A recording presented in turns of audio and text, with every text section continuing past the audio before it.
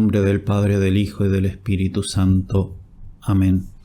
Dios te salve María, llena eres de gracia, el Señor es contigo. Bendita tú eres entre todas las mujeres y bendito es el fruto de tu vientre Jesús. Santa María, Madre de Dios, ruega por nosotros pecadores, ahora y en la hora de nuestra muerte. Amén. San Ignacio, ruega por nosotros. En el nombre del Padre, del Hijo y del Espíritu Santo. Amén. Vamos a ver ahora, en este momento de los ejercicios, una contemplación, que va a ser la contemplación de los juicios, particularmente del juicio religioso que sufrió Jesús antes de su pasión. Él, después de ser apresado en el huerto de los olivos, es llevado ante las autoridades religiosas, las cuales juzgarán y condenarán a muerte a Jesús, necesitando el aval de la autoridad civil. Entregarán a Jesús a los juicios civiles, ¿no?, delante de Pilato y de Herodes. Bien, comenzamos entonces esta meditación de los juicios religiosos. La oración preparatoria es pedir gracia a Dios nuestro Señor para que todas mis intenciones, acciones y operaciones sean puramente ordenadas en servicio y alabanza de su divina majestad. La composición del lugar. Como composición del lugar tomaremos la casa de Anás o la casa de Caifás, que después de haber visto todos estos puntos, ya van a tener material como para hacerla. Por el momento simplemente la mencionamos. La composición del lugar va a ser la casa de Anás o la casa de Caifás. La petición, la gracia que queremos conseguir en esta meditación: dolor con Cristo doloroso, quebranto con Cristo quebrantado, lágrimas, pena interna de tanta pena que pasó por mí. El ejercitante debe tratar en esta contemplación de penetrar los sentimientos de los personajes, principalmente los sentimientos de Cristo, penetrar en ese corazón adolorido, tratar de descubrir el enorme amor que Cristo tiene por nosotros. La pasión es la más grande muestra del amor de Dios. Hay que tratar de descubrir ese amor penetrando en los sentimientos de Cristo. Realmente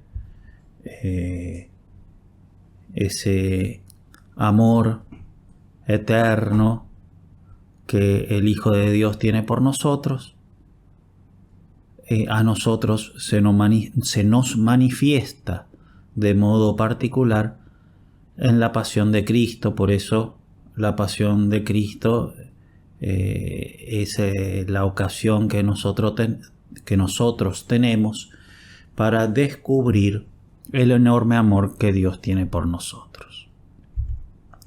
Se trata de una contemplación.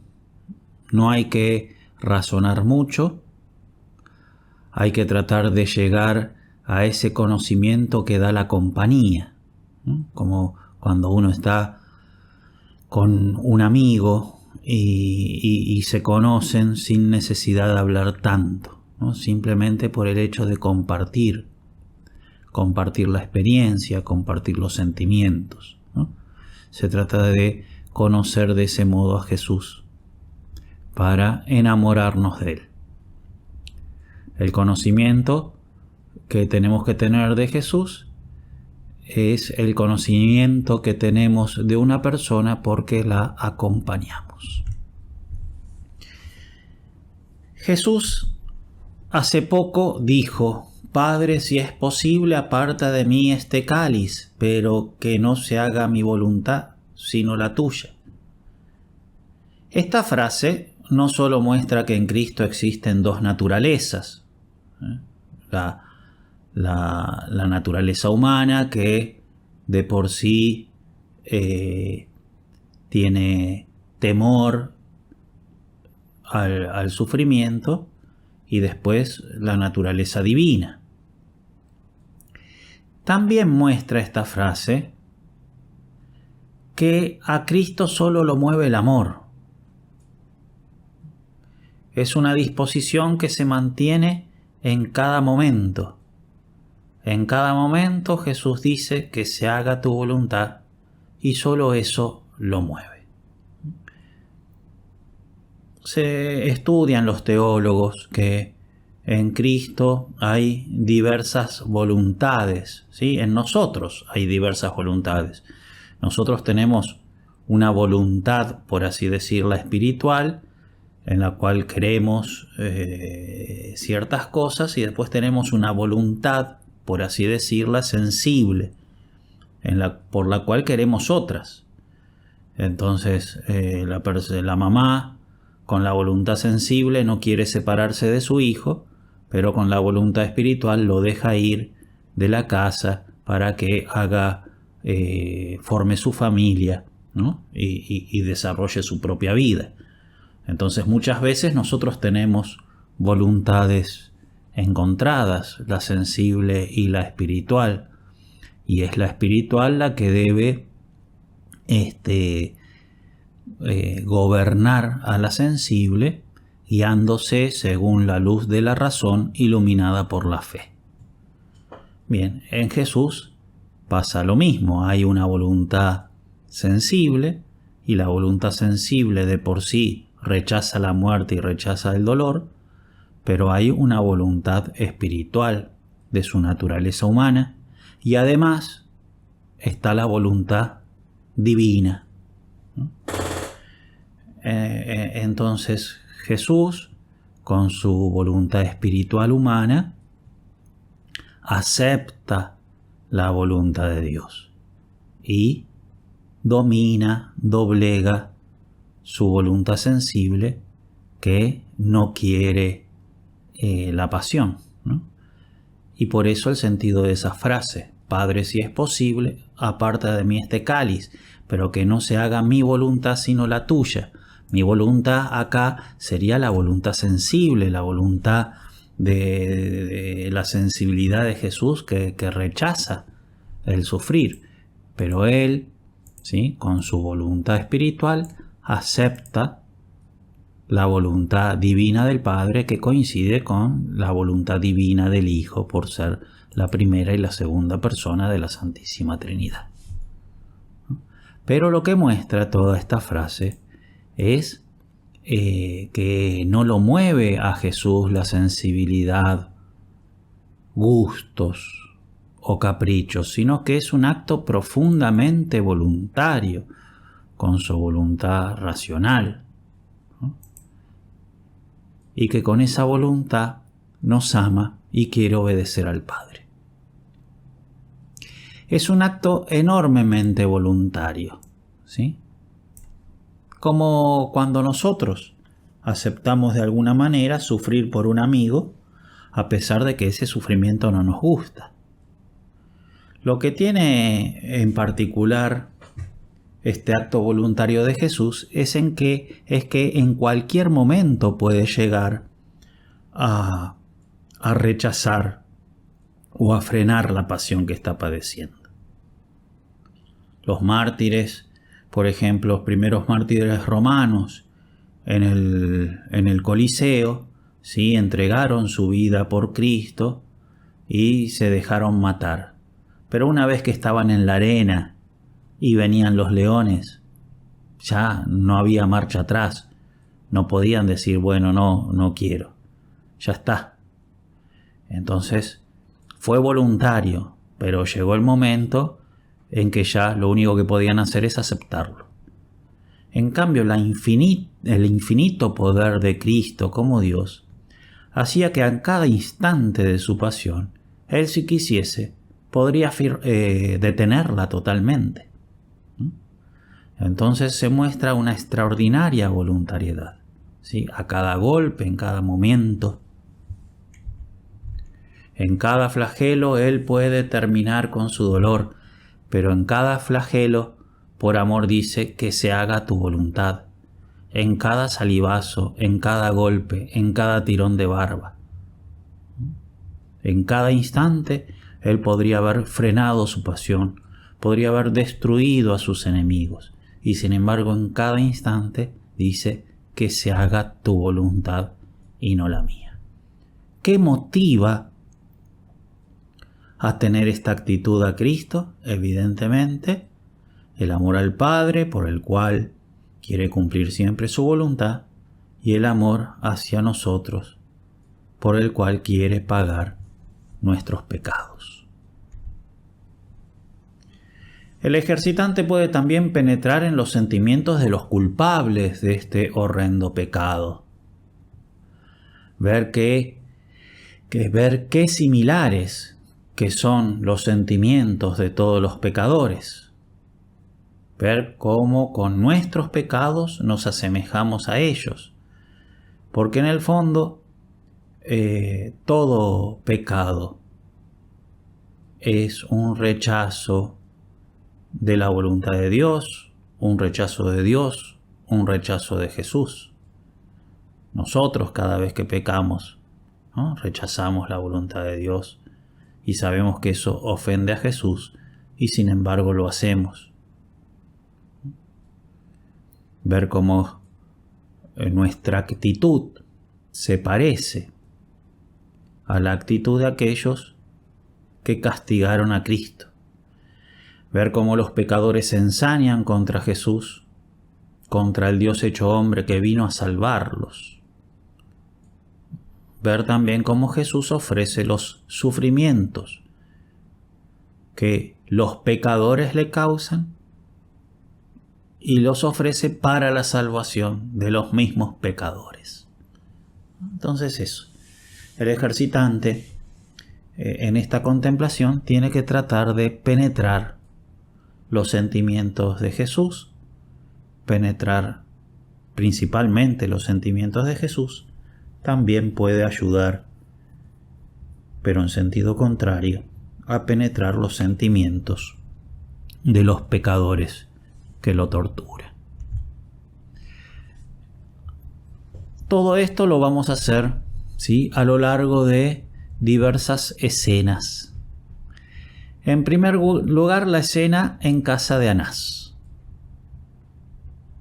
Jesús es conducido a casa de Anás una vez atrapado o tomado prisionero en el Monte de los Olivos. Es conducido a casa de Anás. Debían ser como las 2 de la madrugada. En el Evangelio San Juan hace notar que hacía frío. Anás y Caifás representaban, como sabemos, el poder religioso. Anás había sido sumo sacerdote por 10 años, hasta que fue depuesto por Valerio Grato en el año 15 después de Cristo.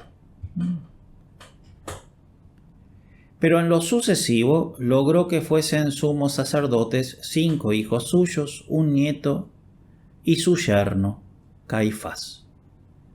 Como que Anás era llamado sumo sacerdote, legalmente ya no lo era, pero era llamado sumo sacerdote porque de hecho lo había sido, porque era más anciano y porque de hecho tenía un cierto gobierno, manejaba a todos los otros sumos sacerdotes que él mismo había puesto, 5 hijos, un nieto y su yerno. Anás era evidentemente codicioso, hacía todo esto para por dinero. Llegó a hacer que muriesen de hambre sacerdotes inferiores, y compraba con oro el sumo pontificado para sus hijos, para su nieto, para su yerno. Lo compraba y después, una vez obtenido, sacaba rédito, ventajas materiales. Ese era el sacerdocio de Anás. Anás interroga a Jesucristo acerca de sus discípulos y sobre su enseñanza. Entonces primero lo llevan a la casa de Anás. El sentido principal es que Anás quería que todo salga bien. Entonces, antes de entregarle Jesús a su yerno, Caifás, él quiere ver cómo viene la mano para seguir teniendo el control y asegurarse que todo salga según sus planes. Caifás ya había decidido la muerte de Jesús, ¿no?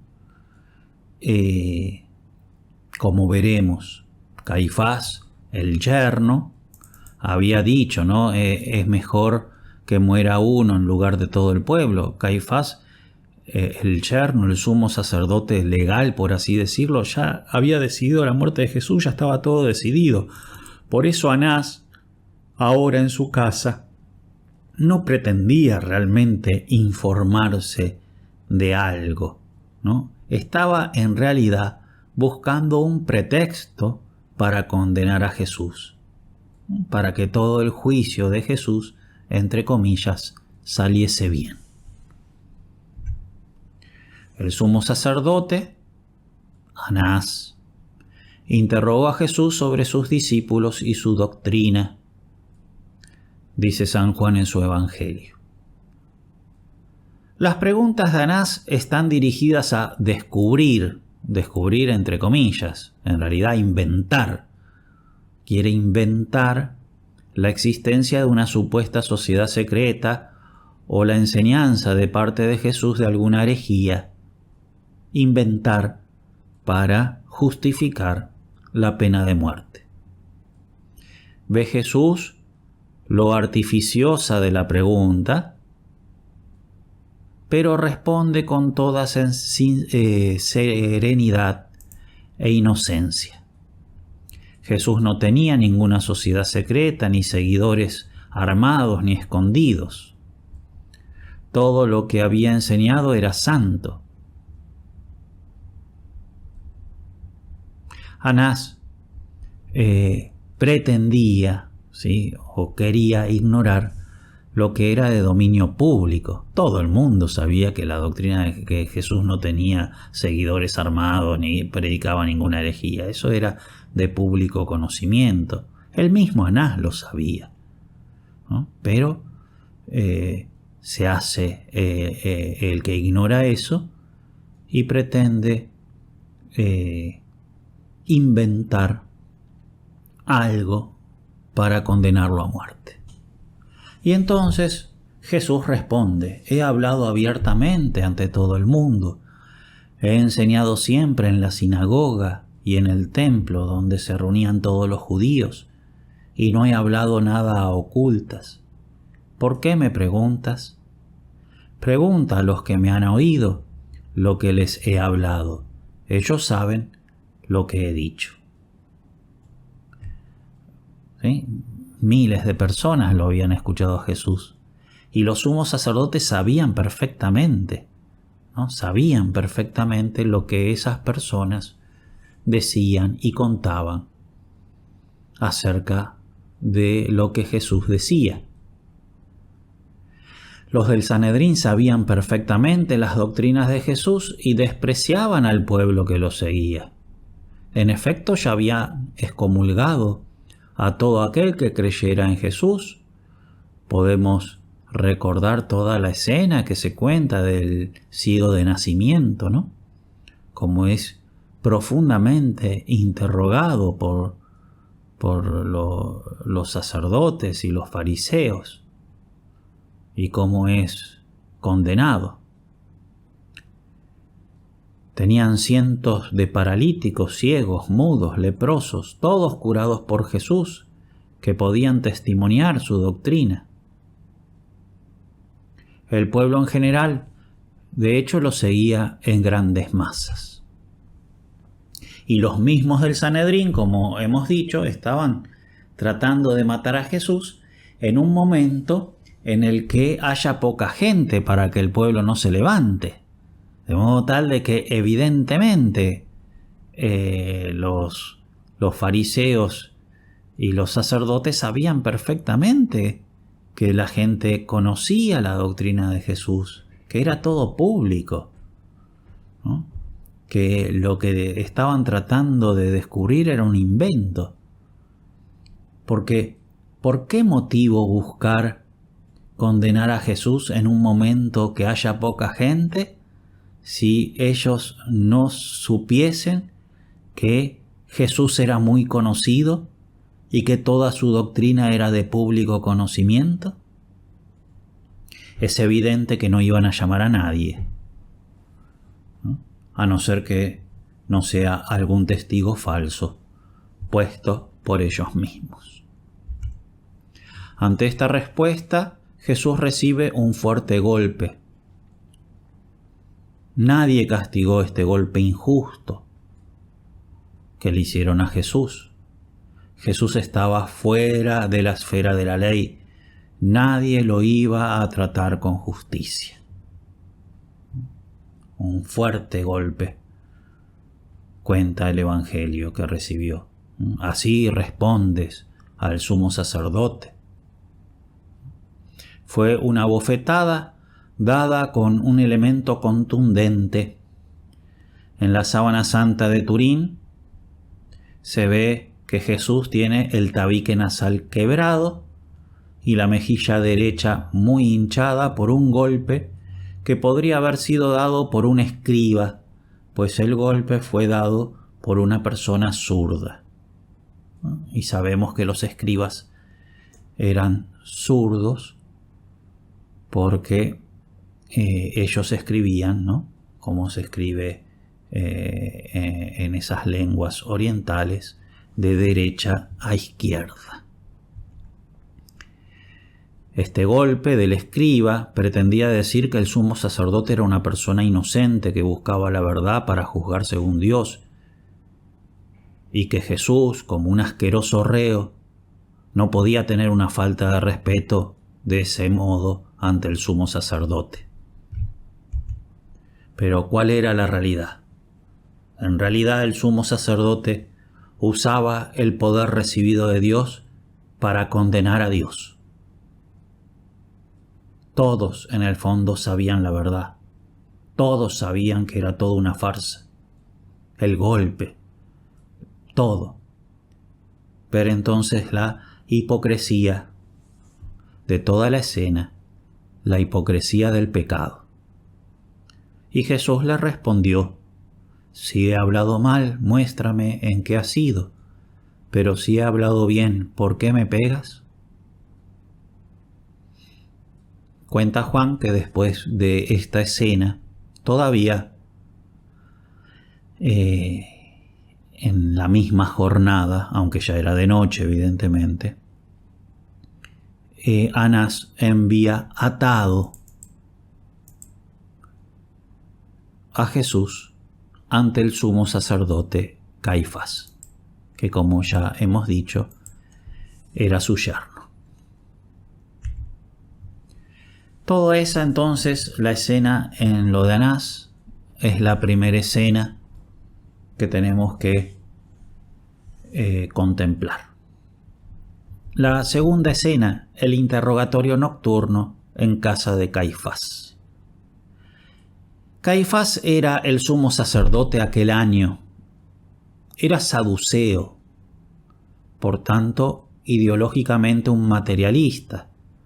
Recordemos que los saduceos, otra secta, fariseos y saduceos eran las dos sectas principales. Los saduceos negaban el cielo, negaban la resurrección, negaban la existencia de los ángeles. Caifás, como ya hemos comentado, había dicho: conviene que uno solo muera por el pueblo, ¿no? Es evidente que ya estaba decidida la muerte de Jesús. Este era el juez imparcial que iba a juzgar a Cristo. Ya había dictado sentencia de condenación y todavía no lo había juzgado. ¿Qué se puede esperar ahora que el juicio está comenzando? El Sanedrín se había reunido apresuradamente en la casa de Caifás. Una reunión nocturna. Podemos imaginar que estamos hablando de las 3 de la mañana. Este interrogatorio solo tuvo por fin reunir algunos datos sobre el reo. En razón de la hora, es ilegal, ¿sí? Entonces este propiamente no es el juicio legal, porque legalmente se tenían que reunir de día, sino que este era un ensayo para ver cómo iba a salir la actuación del día siguiente. Entonces acá, de noche, le hacen ya en la casa de Caifás un interrogatorio a Jesús para armar el juicio que le van a hacer al día siguiente, ya viernes. Terminado este breve interrogatorio, Jesús fue entregado a los soldados para que los custodiasen en los subterráneos de la casa. Estos subterráneos estaban colina abajo, ¿no? Los soldados aprovecharon para burlarse y golpear a Jesús, venido en desgracia. Sí, la casa de Caifás estaba como en la cima de una montaña y tenía a su disposición una guardia de soldados romanos. Y en un subsuelo de la casa, pero que como la casa estaba en una montaña, ese subsuelo tenía salida afuera directamente, en algunos pisos más abajos, porque aprovechaba cómo descendía la pendiente de la montaña. Entonces podemos imaginar que en realidad los llevaron por afuera de la casa a los subsuelos y entraron directamente al subsuelo por la parte más baja de la montaña. Ahí estaban los soldados, la guardia personal de Caifás.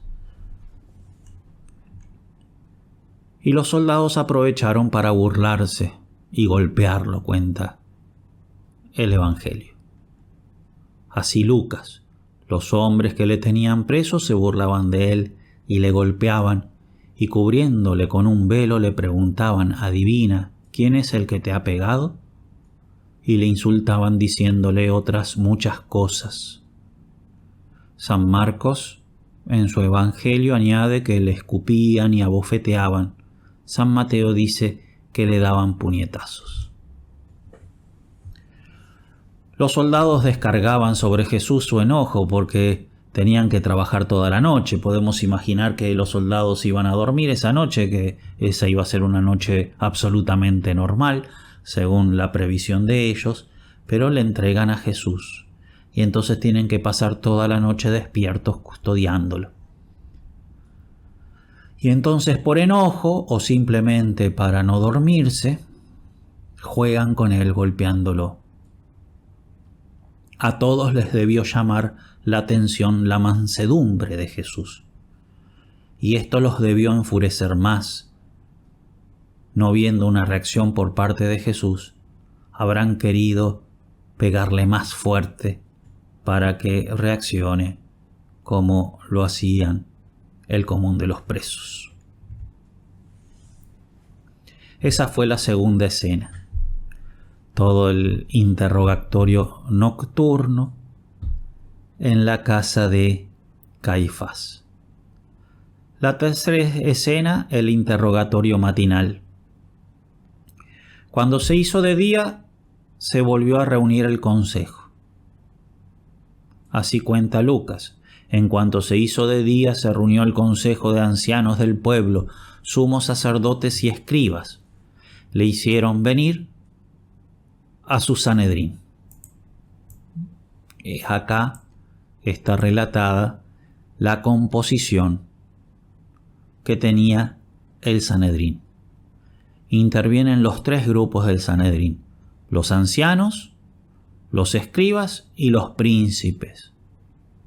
Los sabios, los ancianos, los escribas son los que conocen las leyes, los juristas, y los sumos sacerdotes, los que tienen la función sacerdotal. Eran entonces los sacerdotes, los consejeros, ancianos por su sabiduría, y los teólogos del pueblo de Israel. No se estudia propiamente el caso. La decisión sobre Jesús está ya tomada. Lo que se busca eran testimonios para hacer morir a Jesús, para fabricar la condena. Llaman a muchos testigos, los cuales, por ser todos falsos, se contradicen entre sí. Así cuenta Marcos. Pues muchos daban falso testimonio contra él, pero los testimonios no coincidían. Algunos, levantándose, dieron contra él este falso testimonio: nosotros le oímos decir, yo destruiré este santuario hecho por hombres y en 3 días edificaré otro no hecho por hombres. Y tampoco en este caso coincidía su testimonio. En realidad, están evidentemente mintiendo, no es lo que había dicho Jesús. Jesús no dijo que él iba a destruir nada. Las palabras de Jesús fueron: destruid vosotros este templo, y yo lo destruiré en 3 días. Y en realidad estaba hablando del templo de su propio cuerpo. Entonces interviene Caifás, el cual estaría fastidiado viendo que todo aquello conducía a una declaración de inocencia, ¿no? Porque no había testigos al final, porque decían todos cosas contradictorias. Por eso él decide emplear toda su astucia diabólica de modo personal. Y así cuenta Marcos. Entonces se levantó el sumo sacerdote y poniéndose en medio preguntó a Jesús: ¿no respondes nada? ¿Qué es lo que estos atestiguan contra ti? Y Jesús queda callado. Pero él seguía callado y no respondía nada. Entonces Caifás abusa de su poder sacerdotal y hace un conjuro. Dice así: te conjuro por el Dios vivo a que me digas si tú eres el Mesías, el Hijo de Dios. Era el sumo sacerdote, y un conjuro hecho por el sumo sacerdote debía ser obedecido como se obedece al mismo Dios. Como representante oficial de Dios, el sumo sacerdote le manda a Jesús a que responda. Y Jesús, por estar ante el representante de Dios, no puede no obedecer. Y entonces la respuesta de Jesús: tú lo has dicho. La reacción del Sanedrín a la respuesta de Jesús, así la cuenta Mateo. Entonces el sumo sacerdote rasgó sus vestiduras, diciendo: ha blasfemado, ¿qué necesidad tenemos ya de testigos? Ustedes acaban de oír la blasfemia, ¿qué les parece? Ellos respondieron: merece la muerte.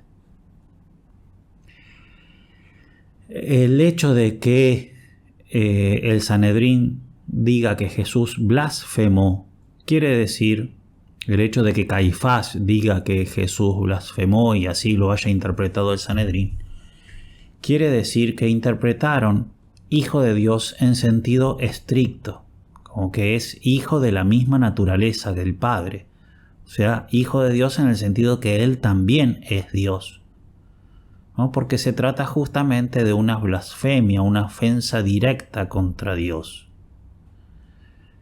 haciéndose Él Dios, igual a Dios. Si hubiese sido hijo de Dios en el sentido de que Dios a Él lo quiere mucho, o hubiese sido hijo de Dios simplemente en el sentido de que es un mensajero que viene a decir las cosas que Dios quiere, eso no sería una blasfemia, sería una mentira, sería otra cosa. Pero blasfemia quiere decir que todos interpretaron que Jesús estaba diciendo de que Él era Dios. Por eso Jesús fue condenado a muerte por decir lo que Él es desde toda la eternidad. ¿Cuál es el motivo por el cual a Jesús lo condenan a muerte? Lo condenan a muerte por decir que Él es Dios. Terminar entonces con un coloquio con Cristo nuestro Señor y finalmente con un Padre Nuestro. En el nombre del Padre, del Hijo y del Espíritu Santo. Amén.